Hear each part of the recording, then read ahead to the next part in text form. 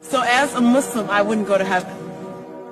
As a Muslim, if you reject the deity of Christ, if you reject his death on the cross for your sin, you will go to hell, Jesus said.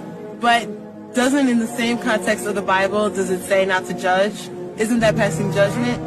By saying that I'll go to hell because I'm Muslim, you essentially are judging me and taking on the role of God, who is the only one who can pass judgment, who is the only one who will deem who will enter his kingdom, correct?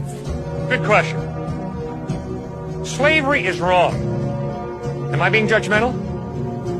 Slavery is wrong. Slavery is something that was done in the name with the justification of Christianity. Okay, now please answer my question. When I say slavery is wrong, am I being judgmental? No, that's common sense. That's common sense. If I say the rape of a woman is wrong, is that me being judgmental? No. If I say the followers of David Koresh and Jimmy Jones made a big mistake, is that being judgmental? Nope. Okay. When Jesus says, judge not, lest ye be judged, he's not saying, suspend your critical thinking and accept everything as equally valid.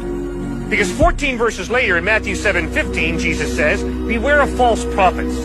They come to you in sheep's clothing, but inwardly they're ferocious wolves.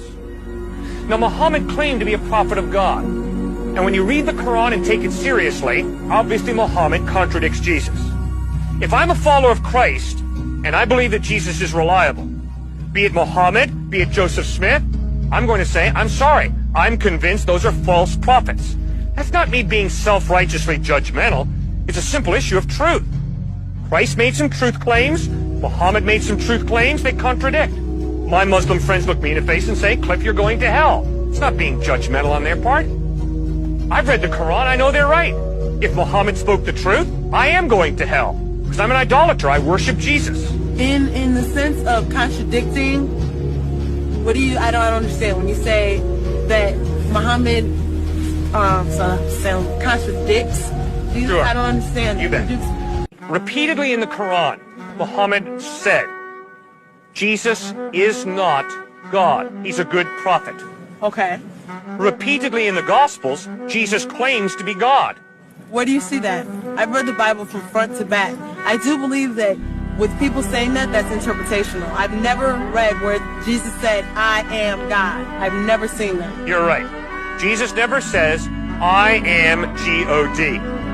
Instead, in John 8:58, Jesus says, before Abraham was born, I am. The Jewish people who are listening pick up stones to stone him. Why? Because they understood. Yahweh, their name for God, I am who I am, Jesus applied it to himself. And they were going to stone him for blasphemy. And Jesus didn't say, time out, you misunderstood. Drop your stones. No, Jesus stood by his claim. Before Abraham was born, I am. Remember, after Jesus rose from the dead, he appeared to the apostles, except for Thomas. The other apostles came up to Thomas and said, we saw Jesus risen from the dead. Thomas said, I refuse to believe unless I can see Jesus with my own eyes.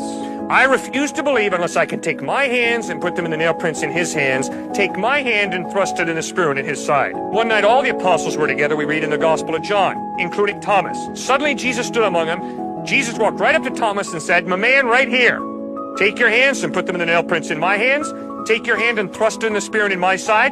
And Thomas stopped doubting and believed. Now Thomas's response, ma'am, is crucial. Thomas hits the floor and says, my Lord and my God. Now Jesus' response is crucial. Jesus looks Thomas in the face and says, you believe because you've seen. Blessed are those who will believe even though they have not seen. In other words, by accepting the worship of Thomas, Jesus is obviously claiming to be God.